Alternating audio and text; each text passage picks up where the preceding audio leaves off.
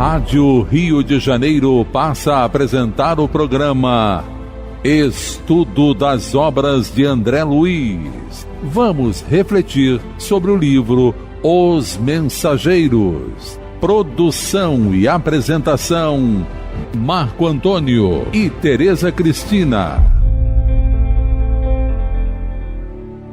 Olá, caros ouvintes da Rádio Rio de Janeiro. Estamos começando mais um programa do Estudo das Obras de André Luiz.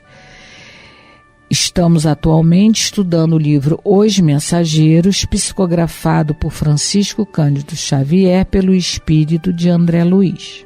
Amigos ouvintes da emissora da Fraternidade, Rádio Rio de Janeiro, novamente aqui estamos, com a permissão de Jesus, para darmos continuidade ao estudo da obra Os Mensageiros.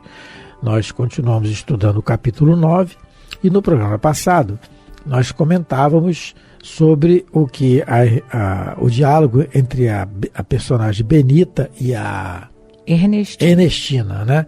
E aí a Benita, a Ernestina colocando agora de que ela teve receio, o medo dela das mistificações prejudicou a oportunidade dela, né? Então falamos sobre isso, a questão das mistificações, que a gente tem que ter responsabilidade sobre isso, demos alguns exemplos sobre isso, mistificações que acontecem aí no movimento espírita, que a gente vê vez por outra, né?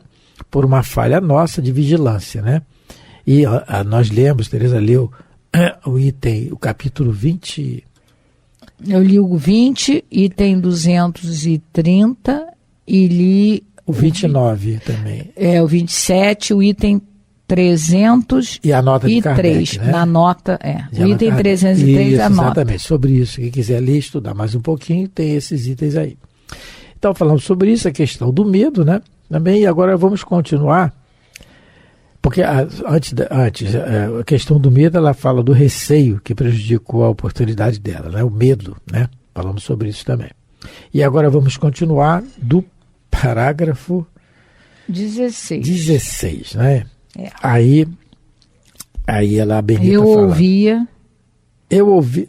é minha amiga, nós já lemos, né? Já. Isso, está certo, Eu ouvi a palestra, André Luiz falando, eu ouvi a palestra com interesse crescente, mas o companheiro levou-me adiante para novas apresentações, né? Atendia a esses agradáveis deveres da sociedade de nosso lar, mas para não perder ensejo de instruir-me, continuava atento às conversações em torno.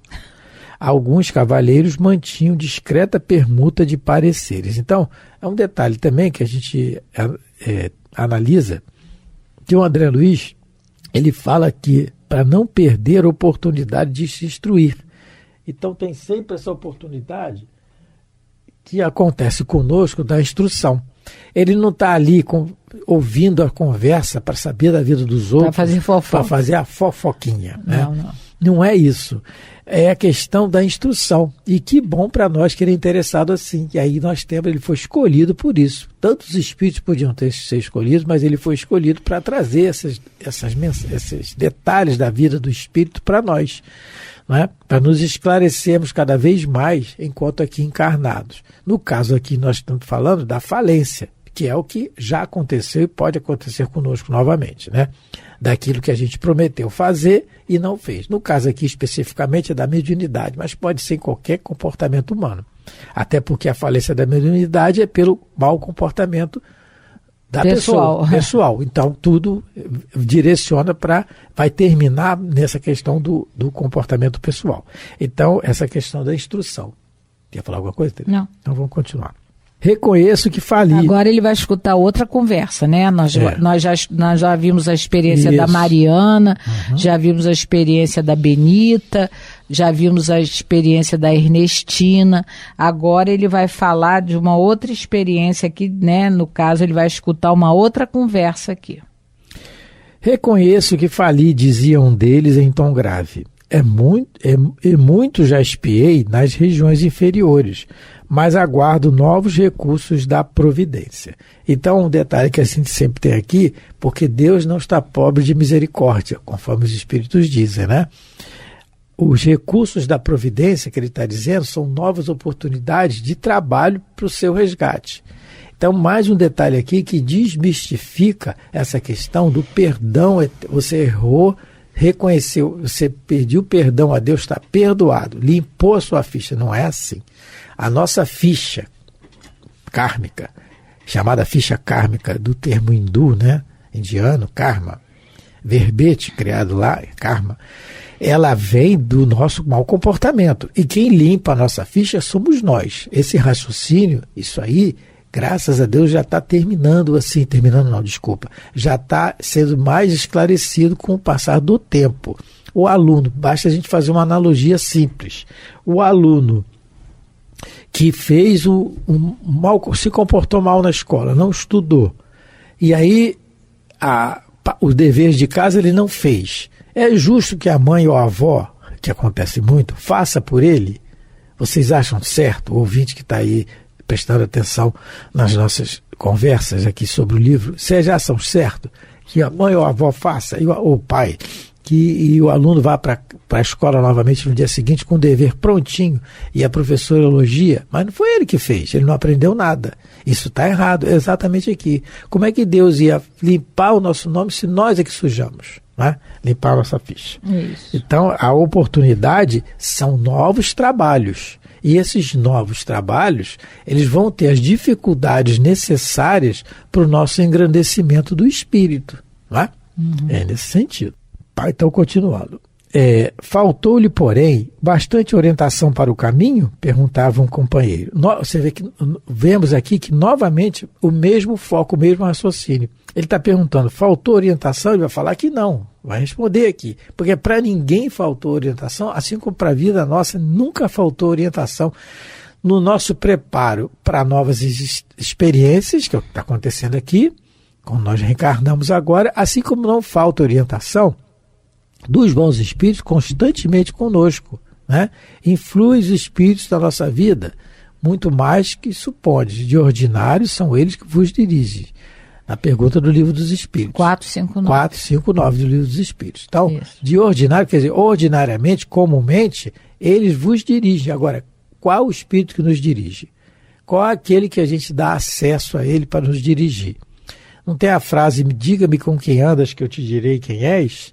A gente pode colocar essa frase assim, diga-me quem és, deixa eu observar quem você é e eu vou te dizer quem anda contigo. É assim, não é?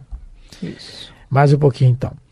Explico-me, esclareceu o primeiro. Ele não diz o nome quem é ainda, né? Faltou-me o amparo da esposa. Então aí já começa a botar a culpa no outro. Faltou-me o amparo da esposa. E o amparo de Deus, onde é que está? E o amparo dos bons espíritos? E o amparo de Jesus? Não tem? Né? Continuando. Enquanto a tive a meu lado, verificava-se profundo equilíbrio em minhas forças psíquicas. Porque os dois, ao que parece, deviam ser almas afins, não sei se eram almas gêmeas, mas almas afins, e eles se alimentavam fluidicamente, energeticamente, porque é isso que acontece quando um casal equilibrado e que se gosta, acontece. A dona Laura fala isso lá no livro Nosso Lar. Amor, o alimento das almas. Então, eles se retroalimentavam. Então, no caso, a esposa desencarnou e ele ficou sentindo falta desse alimento, que como ele mesmo diz aqui, ela ajudava ele a se equilibrar psiquicamente. E ele, com a desencarnação dela, ele realmente ficou meio que perdido. Mas o grande problema, como o Marco colocou, ele já coloca que foi a falta dela a culpa do que aconteceu na tarefa mediúnica dele. O problema, a gente vai ver que outros médios têm realmente problemas em família. A dona, se eu não me engano, era a Mariana, que vivia discutindo com o marido e com as filhas. Mariana, exatamente. A outra também, a Benita, também brigava o tempo todo com o marido. E no caso dele, ele colocou, vamos dizer assim, todo o seu esforço, toda a sua firmeza de fé na esposa. A gente não pode fazer isso na nossa encarnação, e não só em tarefa mediúnica, mas na nossa vida mesmo. Quando a gente coloca alguém, né, a gente se fica com base em determinada pessoa ou em determinada situação, a hora que a situação muda, a hora que a pessoa ou desencarna ou muda de opinião segundo, né, a companhia que ela tem, a gente pode cair, porque a gente resolveu se apoiar numa pessoa, numa situação, vamos supor, num determinado objeto. Então a gente joga todas as nossas fichas ali, achando que essa pessoa, essa coisa, essa situação é que nos traz felicidade. A hora que a situação muda, a pessoa morre ou vai embora, e a coisa se perde, a pessoa fica sem chão. E é o que aconteceu aqui com o nosso amigo aqui, que está começando a contar a derrocada dele e colocando a culpa na esposa. Como é que ele coloca? Faltou meu amparo da esposa. Parece até que ela que quis desencarnar. Estou com vontade de morrer. Deixa eu ler só mais uma frasinha para a gente fazer uma análise disso que a Tereza colocou também. Ele continua assim: a companhia dela, sem que eu pudesse explicar, compensava-me todo o gasto de energia mediúnica. Minha noção do balanço estava nas mãos da minha querida Adélia. Então a Adélia desencarnou, ele está dizendo que a culpa é da Adélia porque ela não está ali. Quando está botando culpa nela, ele está tirando a responsabilidade dele. Nós temos, vez por outra, falado aqui de exemplo desses anjos que tem nos romances de Emmanuel. A Alcione, a Célia, a Lívia também do Ave Cristo, a Lívia do Há 2000 anos. São espíritos que passaram por extremas dificuldades, solidão e tudo, mas conseguiram vencer. São espíritos já que trabalharam muito para conseguir vencer com heroísmo, resignadamente, agradecendo a Deus as dificuldades. Isso é um ponto. Esses aí são os anjos, que nós vamos chegar um dia, né? Essa angelitude. Mas nós temos exemplos também, corriqueiros nossos, que a gente consegue, assim, ter um incentivo, porque o exemplo arrasta. Por exemplo, lá na nossa casa religiosa, na nossa casa espírita, nas nossas reuniões de estudo, nós temos 2 exemplos desses. Nós temos o exemplo de uma senhora que o esposo desencarnou na Covid. Ele estava muito bem, foi fazer o teste, o exame, em um determinado local em que um parente dele trabalhava, fez lá o exame, constatou a presença do vírus. 3, 4 dias depois, ele foi internado e não estava com muitos sintomas. 3, 4 dias, não vou entrar em detalhes, mas 3, 4 dias depois ele desencarnou. Ele era muito, assim, ele e a esposa viviam, né, um casamento muito bonito, tal. Desencarnou. Ela tem um filho. Eles tinham um filho pequeno, hoje já está maiorzinho um pouco. Claro que ela sofreu, claro que ela chorou, mas ela não desistiu. E ela vai às reuniões, ela estuda, ela participa, ela está criando o filhinho dela e tudo mais. Sente falta dele? Com certeza ela sente, só ela sabe e o guia dela o que ela sente, mas ela não desiste.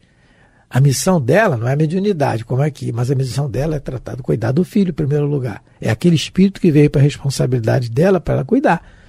Uma outra que o bebezinho, o filho, a filha, né? Menino. O menino, né? O filho desencarnou pequeno ainda, bebê, no hospital, né? E ela já tinha outro filho também, e ela continua participando, ela não se entregou, ela vai ao centro, ela participa das reuniões, frequenta, estuda, e esses assuntos, numa reunião de estudo, geralmente a gente vai tocar no assunto da morte, da desencarnação, entre aspas, perda, porque ninguém perde ninguém, né? Perde chave, mas do afastamento dos entes queridos, vamos dizer assim. Toca nesse assunto, mas a pessoa está ali, vez por outra, uma delas se levanta, vai ao toalete para chorar um pouquinho e volta, mas é um aprendizado, mas ela não desiste. Então são exemplos do dia a dia que a gente tem, que não é dos anjos, porque dá a impressão que a gente está lendo aqui, porque eu estou falando, não, isso aí é só para Alcione lá do Renúncia. Não é não. A gente tem que tentar isso aí. É claro que a resignação não vai ser a mesma, né? Talvez Alcione vai agradecer a Deus o sofrimento, o que não é para nós ainda. Mas a gente tem que raciocinar que chorar, todo mundo vai chorar. A saudade é o metro do amor, diz os espíritos, né? A medida do amor. Você tem saudade daquele que você gosta, daquele que você ama. Mas não é o problema sentir saudade ou chorar, o problema é o desespero, né? E Deus me ampare se eu tiver que passar por... E nós vamos passar por isso, né? Nós vamos desencarnar antes do ente querido, ou ele antes da gente, mas no plano espiritual aqui, a gente não vai ter o mesmo convívio. E a gente vai ter que trabalhar isso, como já trabalhamos outras vezes. Quantas reencarnações já, né? Já passamos. Porque esses são os desafios da reencarnação. No caso do nosso amigo aqui, parece que a lição que ele precisava aprender e precisava experimentar era a lição da solidão, que para algumas pessoas ela existe. Até no livro, se eu não me engano, é o Fonte Viva. Aqui na minha frente, tem uma capítulo 70, solidão. Solidão. Então, se o Emmanuel tem uma página que fala sobre essa situação que a alma encarnada pode enfrentar, é porque ela é necessária. Então, para o nosso amigo aqui, parecia que o casamento dele era realmente um casamento de almas afins, mas ele precisava da lição da solidão. E é o que parece que ele vai falar para a gente, né? Nessa jornada evolutiva dele, ele, nesse item, parece que ele faliu. E com isso, já que ele era um médium, ao que parece, de tarefa, ele acabou também atrapalhando, né, não a mediunidade, mas atrapalhando no serviço que ele deveria prestar ao próximo, né? Porque a gente não pode esquecer que a mediunidade, ela é uma faculdade que ela é programada no mundo espiritual e que ela é oferecida a espíritos muito endividados para que eles adiantem a própria contabilidade lá evolutiva, para que eles possam de alguma maneira se adiantar e, infelizmente, né, muitos deles acabam se comprometendo às vezes ainda mais, né, do que quando chegar. É como nós, né? Nós não somos médiuns de tarefa, pelo menos nem eu nem Marco, ostensivos, mas a gente também, claro, vive se atrapalhando, né? E, sempre. O problema é não desistir. Mas falando um pouco da solidão, a Tereza citou a página, eu estou com ela aqui na frente, é do livro Fonte Viva, capítulo 70, intitulado A Solidão. É que o Emmanuel comenta a passagem de Jesus, quando naquele dia fatídico nós escolhemos Barrabás ao invés dele, né? E clamamos que ele seja crucificado, falamos para Pilatos, né? Eu digo falamos porque muitos de nós estávamos lá, se não no corpo, mas desencarnados. E o Emmanuel comenta essa passagem, dizendo que nesse momento a solidão foi o exemplo de como a gente se comportar na solidão, que é o exemplo que Jesus deu. Só vou ler uns 2 trechos ou 3 aqui. Ele diz assim: à medida que te elevas monte acima do desempenho do próprio dever, experimentas a solidão dos cimos e incomensurável tristeza te constringe a alma sensível, que é o que aconteceu exatamente com ele aqui, com o marido da Adélia. O cumprimento do dever dele na mediunidade tinha que ser sozinho. É claro que a tristeza chega, mas ele tinha que se comportar com ela, né? E mais adiante o Emmanuel diz assim: em torno de ti a claridade, mas também o silêncio. Dentro de ti a felicidade de saber, mas igualmente a dor de não seres compreendido, né? E aí, mais adiante, choras, indagas e sofres. Contudo, que espécie de renascimento não será doloroso? Então, para ele, o renascimento dele na tarefa mediúnica, doloroso, porque sozinho ele estava, né? E mais adiante ele diz: a solidão com o serviço ao semelhante gera a grandeza. Não te canses de aprender a ciência da elevação. Lembra-te de Jesus, que escalou o Calvário de cruz aos ombros feridos. Ninguém o seguiu na morte afrontosa, à exceção de 2 malfeitores constrangidos à punição em obediência à justiça. Recorda-te dele e segue. Então, é claro, Jesus é Jesus, mas é o exemplo que é o melhor exemplo que nós temos. Então, continuando mais um pouquinho. Esqueci-me, porém, de que o bom servo deve estar preparado para o serviço do Senhor, em qualquer circunstância. Não aprendi a ciência da conformação e nem me resignei a percorrer sozinho as estradas humanas. Então ele fala não se conformou em ficar viúvo. Ele fala do bom servo, né? Servo bom e fiel, nos dizer de Jesus, né? E nós sempre temos que lembrar, raciocinar, que nós temos a companhia dos bons espíritos em torno de nós. Esse raciocínio a gente tem que martelar na cabeça todo dia, todo momento, para dizer para nós mesmos que nós nunca estamos sozinhos. E aí a gente sabe que a oração do justo pode muito, na questão de você sintonizar com os bons espíritos do justo. Aí é que é a questão. A oração sempre é necessária, porque é um beneplácito para nós, é um benefício para nós. Mas a oração do justo, ela pode muito. Então que a gente procure a justiça, né? Primeiro a justiça de Deus, para que a gente tenha a sintonia dos bons espíritos e com a sintonia deles, mesmo não termos a mediunidade de tarefa, não ouvirmos e não vermos, a gente sinta a presença deles conosco. Esse sentimento, esse abraço, esse carinho fraterno que ele tem conosco aqui o tempo todo, para a gente nunca se sentir só, né? Por isso que ele fala, o bom servo deve estar preparado. O bom servo, que é o que ele não foi, e que a maioria de nós ainda não é. Mais um pouquinho? Isso. Quando me senti sem a dedicada companheira, arrebatada pela morte, amedrontei-me, por sentir-me em desequilíbrio. Porque estava faltando aquele alimento psíquico para ele.